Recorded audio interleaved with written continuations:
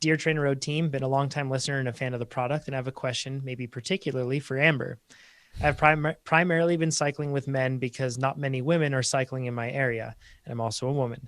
For me, this has meant a lot of internal and maybe also a bit of external comparison with guys, always feeling like I wasn't strong or fast enough, even though I was, thanks to your product. Way to go, Neen. Way to put the drop on them and do the good old chicked on the guys there. I like that. Keep them humble. um, Eventually, I quit cycling about 1.5 years ago, but I occasionally miss it. But every time or she says, every time I try to go back, the negative, self destructive thoughts reappear and I'm discouraged. And I think to myself that sports are not meant to make you feel bad. Amen to that. Yeah. She says, the thoughts appear even when I'm cycling alone. So, do you have any advice for number one, stopping comparison or comparing yourself with others and being happy with your own results? And number two, maybe getting back into cycling after a longer break and how to stay motivated instead of comparing yourself to your own old, faster self. Hope you'll take the time to answer my question and stay safe. Best from Neen. Fantastic question. Amber, this one's well within your wheelhouse. I'm excited about this one. I'm sure everybody could guess. So the first one is stop comparing yourself with others and be happy with your own results. How do we do this? Well, the first thing to do is to remove one layer off the bat, and that is to remove the layer of getting down on yourself for getting down on yourself, right? Because we do this. It's, your question itself is expressing frustration with the fact that you have this negative self-talk and that you're struggling to, remain positive in your own mind. So the first thing is to stop feeling bad about it, because that's just a layer of negative that you can get rid of right away. Easier said than done. And the reason that I think it's important to address this specifically is because I want to remind you that most of us do this. So this is not a character flaw or weakness in you. This is very, very, very common among most people and definitely among most athletes. And I think part of the reason for that is a lot of us learn to do this at a very young age for whatever reason. In sport, that's often because a coach or an authority figure used really negative and sometimes borderline verbally abusive language to quote unquote motivate you. And we kind of see this pattern that the way to be driven and motivated is to be hard on yourself. And so that's something that can become ingrained at a really young age. And then the more that we do it over time, we start reinforcing these thought patterns, which are their physical, neurological, patterns of synapses that are firing in a particular way in your brain. And every time you kind of go through that loop of thought, you're strengthening that pattern and that pathway in your brain. So this literally physically can become ingrained in your brain. It doesn't mean you can't change it, but it's important to step back and say, it's not because you're a weak person or you're a negative person that this is happening. It's because at some point you learned this, and probably at some point it served you to an extent, right? So that would be one of the first steps you can take. So first step is don't feel bad about it. This is really common. It's something you can change, but it's not something you need to get down on yourself about. And then the second thing is to start thinking about, it can help to understand why this is happening. And I know I'll use myself as an example. The reason a couple of reasons that I found having a harsh inner critic, quote unquote, helpful. One was, it was a bit of a protective mechanism for me because I didn't do well as a youngster with negative feedback from other people. So it became this protective mechanism where it was like, if I could get down on myself worse and faster than other people could criticize me, then nothing anyone could say could hurt me as long as I could say the harshest thing faster than anybody else could say it. And it's not really, it's kind of counterproductive, to be honest, but in some weird way that made sense to me. And so it was a bit of a defense mechanism for me. And then the other part of it was a fear that if I wasn't hard on myself, that I would become complacent and that I had to be hard on myself in order to be driven and to improve. So I think it's important to ask yourself, are there ways in which your negative self-talk has served you? Do those things still actually serve you? It's important to question that. And you don't have to know why, and you don't really have to dig too deep in this in order to start changing it, but it can be helpful for some people. So I'll throw that out there. The main thing that you want to do is to start disrupting these loops, right? So the first thing I kind of want to go back and reiterate is being okay with yourself as you are right now does not take away your drive and motivation. You don't have to loathe who you are in this moment or be down on who you are in this moment in order to want to improve. You can be proud of who you are right now. You can be happy with yourself right now and still feel enthusiastic about improving and learning. Mm-hmm. And that's, when I say that out loud right now, it probably makes a lot of sense, but it's hard to internalize that when we get rewarded sometimes for being driven by use of really harsh internal criticism. So you don't need that to be driven. You don't need that to be improved, and questioning that basis can actually really help open the door to start disrupting this narrative in your mind. One of the things I found really helpful in disrupting the loop was just to become aware of when I was being negative with myself. And it was hard to do that without really judging myself and saying like, oh, there you go, being negative again. And so there's that extra layer of negativity on negativity. And one easy, really helpful way of disarming this is to use humor. So if you give your inner critic a funny name, as an example, for a while I called mine Regina George, who's the classic mean character in the movie Mean Girls, if you haven't seen it. Whatever name that you find goofy, maybe you could name your inner critic some horrible teacher that you had at some point that you didn't like that had a funny name. But whatever it is, something that can kind of get you to pause and be like, oh yeah, there's Regina again, here we go. And that way you're removing that layer of negativity of getting down on yourself or being negative with yourself, and you're pausing to notice when your brain is moving back into this pattern. So you can kind of pause that loop for a moment and be like, oh, this is happening again. And then once you get good at pausing and noticing when it's happening, you can start to take that next step in redirecting.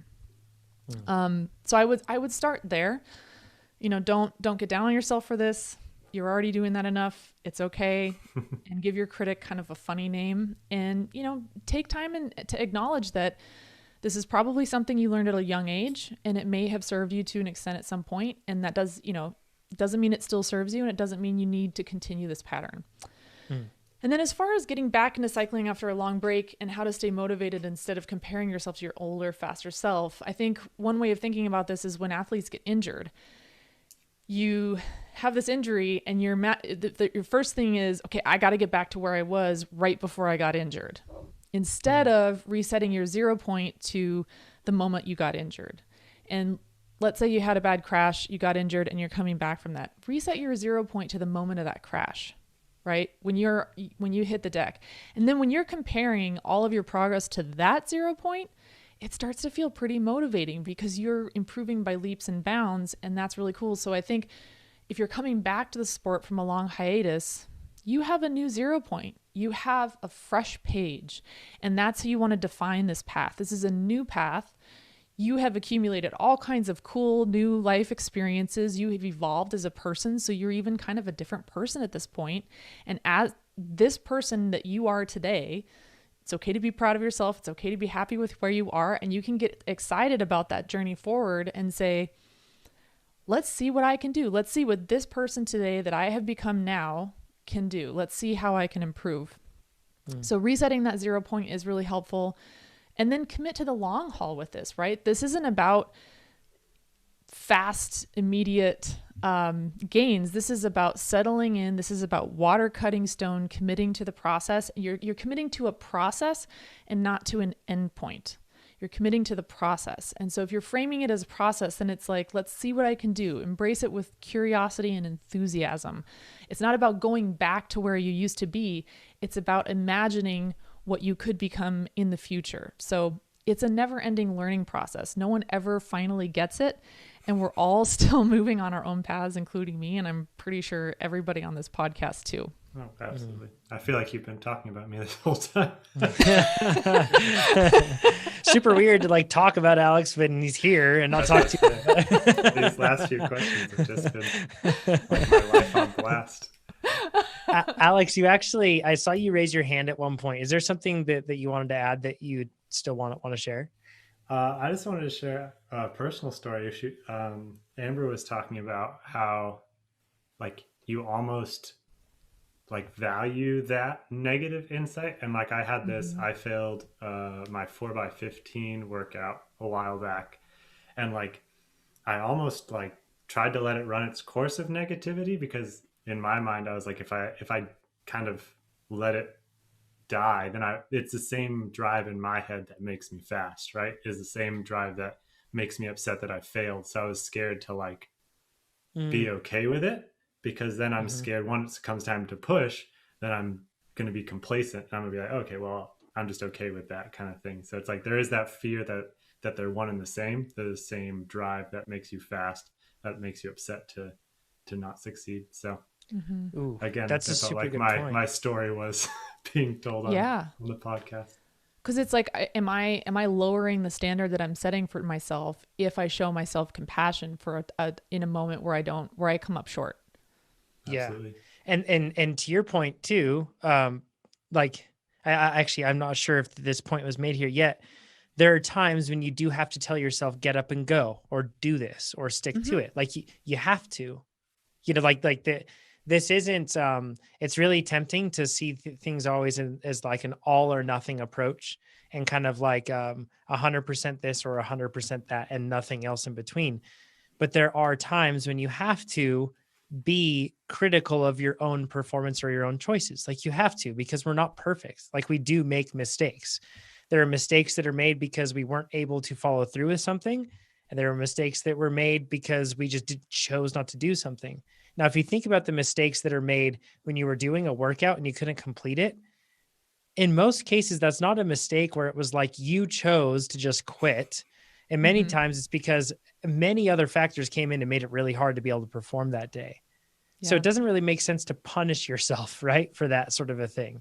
Learn what you can from it, but it doesn't really make sense to punish yourself for it. So in that way, it kind of separates the motivation to improve and that drive to improve from that negative critic that can be detrimental. Yeah. There's And productivity is or productive feedback and negative feedback. They're not the same thing. right. They're different. They're decoupled. Yeah, and I'm not suggesting that you should just always be like, "Wow, I'm amazing and everything I do is amazing and everything's perfect and I don't need to work on anything because I'm just great." No, it's you, being honest with yourself and saying, "Hey, I made a mistake here."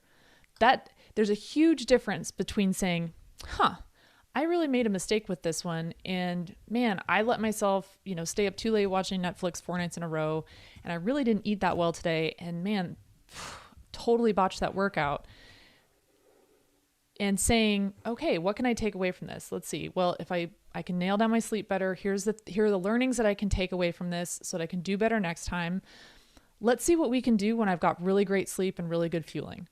That's a Mm-hmm. really different thing than, oh, you idiot. God, you suck so much. How could you screw up this workout? You've done this 10 million times before. What is wrong with you? You didn't even sleep. You didn't even fuel appropriately. You know better than this. What the hell? I mean, those are you at the it's not about not acknowledging where you come up short. It's about looking at it as a learning process, engaging with a learning process in a positive, constructive way with enthusiasm. Like, I can't wait to see what I do with this workout when I've got great sleep and fueling under my belt. I know I can nail it, as opposed to sitting and like raking yourself over the coals because you didn't do it perfectly this last time. That's the difference. So it's not about being blind and sweeping mistakes and shortcomings under the rug. It's about examining them honestly, but in a way that's not cutting yourself off at the knees, so to speak. You can still get positive takeaways out of this and be with a positive sort of self-affirming mindset where you're your own ally in it. You're not fighting against yourself. You're not putting yourself down because you didn't hit the same standard that you had hoped to and that you usually do. Yeah, fantastic points. Alex, I know you have to hop off at 10:15. We have more that we can cover, and we have questions that we plan to cover that we weren't able to cover. Do we want to just push all that stuff to the following week? What say you, hosts? Do you want to cover some of it now? The only point left with this question is just a recommendation for both a study, but also for people to recognize the importance of self-talk, but not just the importance of it, because I think we're all on the same page in that it is important and it is impactful, but the nuance of self-talk is actually probably weightier than most people recognize. And this study just showed the difference between speaking to yourself in the first person versus the second person, the difference between I've got this and you've got this, but you're still speaking to you. And it actually makes an impact. And I think all of us related to this, because when we discussed it in the planning meeting, we're all like, man, I've done that. I've noticed just subtle differences in the way I say things to myself, the way I address myself. Do I address in first person versus second person? Never third person, just so we're clear. That's creepy. But it Chad's does doing this. make a difference. Chad's got this. Chad's so good at this. No. I still can't get over Chad saying tummy paper's linked. earlier. Sorry. Touchy tummies.